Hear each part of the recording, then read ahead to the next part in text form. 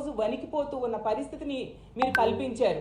అసలు తీసుకుంటే చంద్రబాబు నాయుడు గారైనా, పవన్ కళ్యాణ్ గారైనా, లోకేష్ గారైనా అంబానీ లాంటి వాళ్ళ ఇళ్లలో పెళ్ళిళ్ళకి వెళ్ళారు, తప్పులేదు.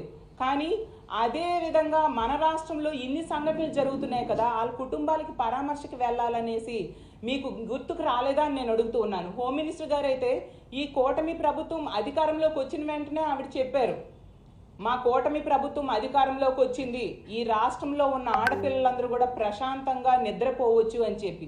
ఎక్కడ నిద్రపోతూ ఉన్నారు? హోమ్ మినిస్టర్ గారి సొంత నియోజకవర్గంలోనే మనం చూసాం, ఇద్దరు ఆడోళ్ళకి బట్టలు చించి తెలుగుదేశం పార్టీ నాయకులు కార్యకర్తలే కొట్టారు.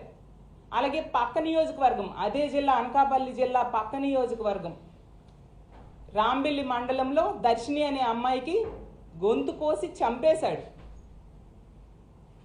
అసలు ఆ చంపిన సురేష్ అనే వ్యక్తి పోక్సో కేసు కింద అరెస్ట్ అయ్యి విడుదలైతే ఈ దర్శిని కుటుంబ సభ్యులు 3 సార్లు దర్శిని తాలూకా తండ్రి వెళ్ళి పోలీస్ స్టేషన్లో కంప్లైంట్ ఇచ్చాడు. ఇతను మళ్ళీ బయటకు వచ్చాడు, మా అమ్మాయిని మళ్ళీ వేధిస్తున్నాడు అంటే కనీసం అక్కడ పోలీస్ సిబ్బంది కానీ ఎస్ఐ కానీ స్పందించిన పరిస్థితి. దాన్ని అలుసుగా తీసుకొని ఆ దుర్మార్గుడు ఇంటికి వచ్చి మరీ గొంతు కోసి చంపేశాడంటే మనం అర్థం చేసుకోవచ్చు ఎంత ఘోరంగా ఇక్కడ ప్రభుత్వం కానీ పోలీస్ వ్యవస్థ కానీ ఉంది అనేసి. హోమ్ మినిస్టర్ గారు అయితే పక్కనే ఉన్న అనకాపల్లిలో సన్మానాలకి అటెండ్ అయ్యారు. కానీ ఇదే దర్శిని తాలూకా డెడ్ బాడీకి పోస్ట్ మార్టం పక్కనే జరుగుతున్న కుటుంబానికి పరామర్శకు వెళ్ళలేదు. అంటే ఎంత నిర్లక్ష్యంగా వీళ్ళందరూ వ్యవహరిస్తూ ఉన్నారో మనం అర్థం చేసుకోవచ్చు. అలాగే అసలు లా అండ్ ఆర్డర్ ఇంతగా దెబ్బతినడానికి కారణం ఏంటంటే ఈ కూటమి ప్రభుత్వం అధికారంలోకి వచ్చిన దగ్గర నుంచి చూస్తూ ఉన్నాను, వీళ్ళు ఎంతసేపు వైఎస్ఆర్ కాంగ్రెస్ పార్టీ నాయకుల మీద కక్ష సాధింపులు చేద్దాము, వాళ్ళ బిల్డింగ్స్ లాంటివి ఎలా కూలగొడదాము, ఏ విధంగా వాళ్ళ మీద కేసులు పెడదాము, జగన్మోహన్ రెడ్డి గారి మీదో మాజీ మంత్రుల మీదో ఎమ్మెల్యేల మీదో ఏ విధంగా కేసులు పెడదాం అన్న దాని మీద దృష్టి పెట్టారు తప్ప వివక్ష లేకుండా పరిపాలించాలి అనే దాని మీద ఏ కోసైనా దృష్టి పెట్టని పరిస్థితి మనం చూసాం. అలాగే హోమ్ మినిస్టర్ గారు మొన్న మాట్లాడారు, ఏంటి ఆడపిల్లల పట్ల అనుచితంగా ప్రవర్తిస్తే వారికి అదే చివరి రోజు అంట. అసలు ఇన్ని స్టేట్మెంట్స్ ఇస్తున్నారు, గంజాయి మీద ఉక్కు పాదం మోపుతామని కూడా స్టేట్మెంట్స్ ఇచ్చారు. మరి ఇవన్నీ స్టేట్మెంట్సే తప్ప ఇంప్లిమెంటేషన్ ఎక్కడా కనిపించట్లేదు ఏంటి హోమ్ మినిస్టర్ గారు అని నేను అడుగుతూ ఉన్నాను. నిజంగా ఇవన్నీ మీరు చక్కగా ఇంప్లిమెంట్ చేస్తే నెక్స్ట్ డే నుంచి ఇలాంటి దుర్మార్గమైన సంఘటనలు జరగవు కదా. ఇలాంటి సంఘటనలు జరగకుండా ఉండడం కోసమే ఆ రోజు జగన్మోహన్ రెడ్డి గారు దిశ చట్టం, దిశ యాప్ తీసుకురావడం జరిగింది. దిశ యాప్ ద్వారా 1,30,00,000 మంది ఆడవాళ్ళు తమ ఫోన్లో దిశ యాప్ని డౌన్లోడ్ చేసుకోవడం జరిగింది. దిశ చట్టం కేంద్రంలో పెండింగ్లో ఉన్నా కూడా అందులో ఉన్న అంశాలన్నీ కూడా మన రాష్ట్రంలో ఇంప్లిమెంట్ చేశారు. 18 దిశ పోలీస్ స్టేషన్స్ తీసుకురావడం అయితేనేమి, అలాగే ఫాస్ట్ ట్రాక్ కోర్టులు ఏర్పాటు చేశారు, అలాగే ఫోక్సో కోర్టులు ఏర్పాటు చేయడం జరిగింది.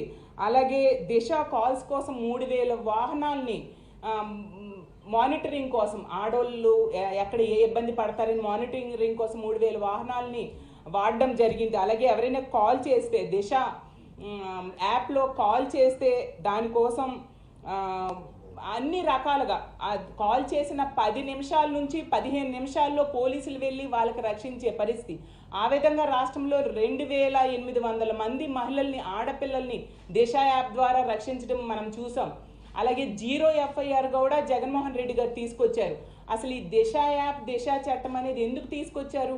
పక్క రాష్ట్రంలో ఒక దిశ ఆడపిల్లకి ఒక సంఘటన జరిగింది, అలాంటి సంఘటనలు ఆంధ్రప్రదేశ్ రాష్ట్రంలో ఆడబిడ్డలకు జరగకూడదు అని చెప్పి ఆ రోజు తీసుకొచ్చారు. ఇలాంటి మంచి చట్టం, ఇలాంటి మంచి యాప్ని ఈ కూటమి ప్రభుత్వం అధికారంలోకి వచ్చిన దగ్గర నుంచి చూస్తూ ఉన్నాం. దిశ యాప్ లేదు, దిశ చట్టం లేదు.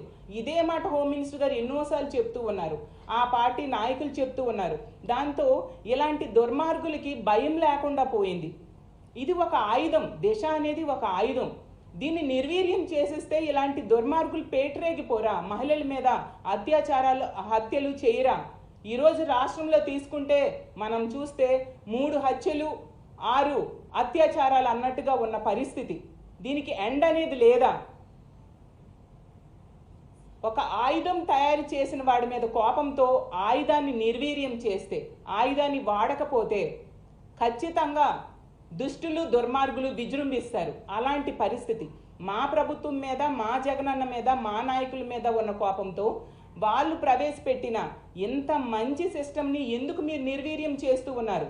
దయుంచి కూటమి ప్రభుత్వానికి నేను చెప్తూ ఉన్నాను, దిశ అనేది చాలా అద్భుతమైన ఆయుధం. దుర్మార్గుల్ని చీల్చి చెండాడే ఈ ఆయుధాన్ని మీరు మళ్ళీ యాక్టివేట్ చేయండి.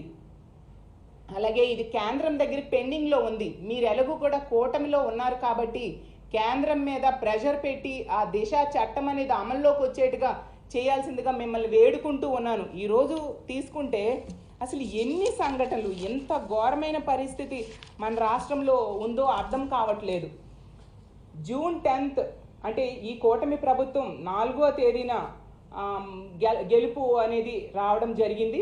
జూన్ 10th 2024లో అల్లూరు సీతారామరాజు జిల్లా పాడేరులో మోదుకొండమ్మ జాతర సందర్భంగా అక్కడికి తల్లిదండ్రులతో కలిసి వచ్చిన 6 ఏళ్ల చిన్నారిపై కొందరు యువకుల సామూహిక అత్యాచారం.